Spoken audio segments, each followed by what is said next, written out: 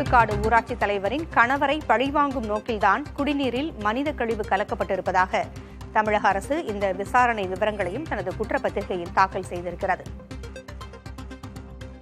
முரளிராஜா என்பவர் பொய்த் தகவலை பரப்பியிருப்பதாக குற்றப்பத்திரிகையில் தமிழக அரசு கூறியிருக்கிறது.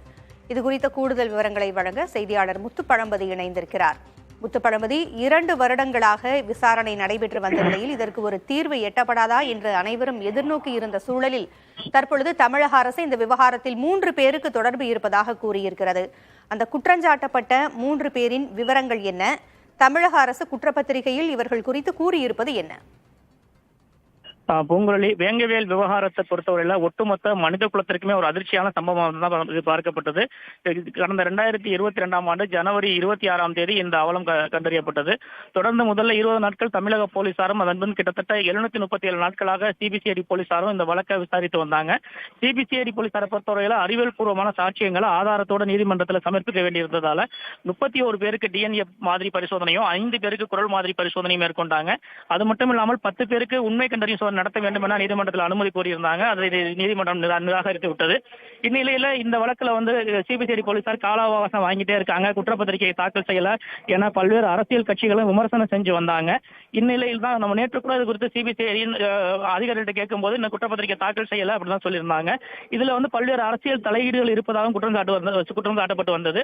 இந்நிலையில் இந்த தமிழக அரசு தற்போது இதில் 3 பேருக்கு தொடர்பு இருப்பதாக அறிவிக்கப்பட்டிருப்பது அந்த ஒட்டுமொத்த மக்களுக்குமே ஒரு நிம்மதியை கொடுத்திருக்கு. ஏன்னா இந்த இழிவான செயலை செஞ்சது யாரு என்று தெரியாமல் அனைத்து மக்களுமே அந்த குற்றவாளியை கண்டுபிடிக்கணும் தான் அந்த 3 கிராம மக்களுமே போராடி வந்தாங்க.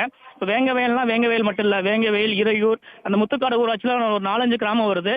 அந்த 5 கிராம மக்களின் ஒட்டுமொத்த கோரிக்கையாக இந்த விவகாரத்தில் குற்றவாளிகளை கண்டறிய வேண்டும் என்பது இருந்தது.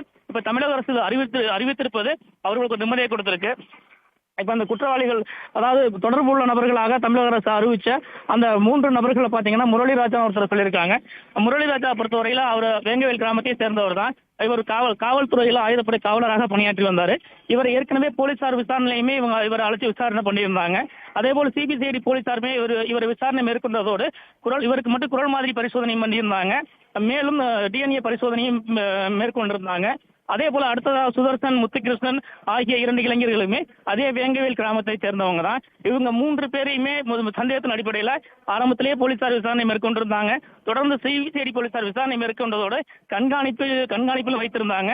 அதற்கப்புறம் மேற்கொள்ளப்பட்ட அறிவியல் பூர்வமான சாட்சியங்கள் அடிப்படையில் தான் சிபிசிஐடி போலீசார் அவங்க இந்த சம்பவத்தில் ஈடுபட்ட நபர்களாக கருதியிருக்காங்க. பொங்கலி, முட்டுக்காடு பஞ்சாயத்து தலைவரின் கணவரை பழிவாங்கும் நோக்கில் தான் இந்த செயல் அவங்க ஈடுபட்டிருக்கிறாங்க அப்படின்ற தகவலையும் தமிழக அரசு கூறியிருக்கிறது. என்ன பிணக்கு இருவருக்கும் இடையே ஏற்பட்டது? என்ன காரணத்திற்காக, என்ன பழிவாங்கும் நோக்கில் இப்படி அவங்க செயல்பட்டு இருக்கிறாங்க? இப்ப இந்த விவகாரத்தை பொறுத்தவரையில ஆரம்பத்திலேயே போலீசார் மேற்கொண்ட விசாரணையின் போது அரசியல் காரணங்களாக இருக்கலாம் என்றுதான் அவங்க கூறியிருந்தாங்க. அரசியல் காரணமாக இருக்கலாம் அப்படின்னு அவங்க கூறியிருந்தாங்க. அதன் அடிப்படையில் தான் விசாரணையின் கோணத்தையும் மாற்றியிருந்தாங்க.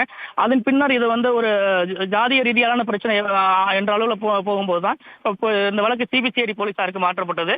சிபிசிஐடி போலீசாரும் அரசியல் ஏற்கனவே தேர்தல் முன்னுவரதான் காரணமாக இது நடந்திருக்கலாமா, அல்லது அந்த சம்பந்தப்பட்ட வேங்கவேல் கிராமத்திற்கு குடிநீர் உள்ளிட்ட அடிப்படை வசதிகள் செய்து கொடுப்பதில் ஏற்பட்ட பிரச்சனை காரணமாக இது நடந்திருக்கலாமா என்ற கோணத்துல தான் முழுமையாக விசாரணை மேற்கொண்டு வந்தாங்க.